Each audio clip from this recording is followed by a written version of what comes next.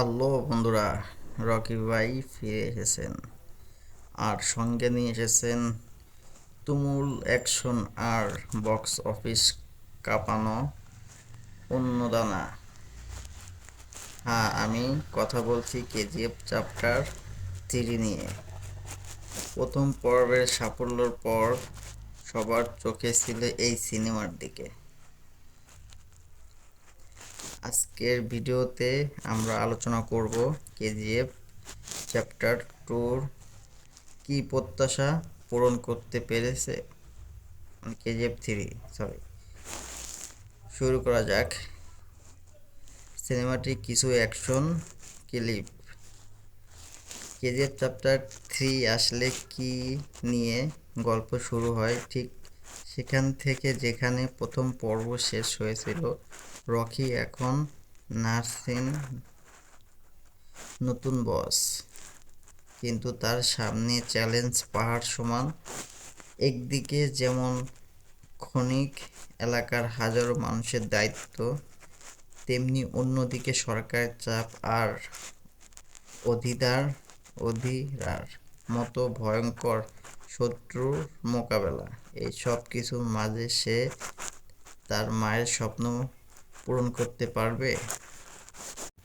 এই সিনেমার প্রাণ হলেন রকি ভাই, অর্থাৎ সুপারস্টার জশ। তার স্ক্রিন প্রেজেন্স, স্টাইল এবং সেই বিখ্যাত স্যুট বুট লুক সবকিছুই আইকনিক। জশের অভিনয় আপনাকে সিট ছেড়ে উঠতে দেবে না। ডায়লগগুলো এতই শক্তিশালী যে হলে বসে সিটি মারতে বাধ্য হবেন। বলা যায় কেজিএফ চ্যাপ্টার 3 পুরোটা জশের কাঁধেই দাঁড়িয়ে আছে। সিনেমার টেকনিক্যাল দিকগুলো এক কথায় অসাধারণ। অ্যাকশন, রিয়াকশন বিশ্বমানের, বিশেষ করে রকি বনাম অধীর ফাইটগুলো দারুণ। আর ব্যাকগ্রাউন্ড মিউজিক কথা কি বলবো, রকি বসের মিউজিক প্রতিটি দৃশ্য উত্তেজনা কয়েক গুণ বাড়িয়ে দিয়েছে। সিনেমাটোগ্রাফি আর সেট ডিজাইন আপনাকে 90 দশকে নিয়ে যাবে। সঞ্জয় দত্তের অধীরা চরিত্র ছিল ভয়ঙ্কর, যদিও স্ক্রিনটাই কম, কিন্তু যতক্ষণ ছিল সে প্রভাব ফেলেছে। অন্যদিকে প্রধানমন্ত্রী রামিকা সেন চরিত্র রাবিনা ট্যান্ডের পারফরমেন্সও বেশ ভালো। এই শক্তিশালী চরিত্রগুলো গল্পকে আরও মজবুত করেছে।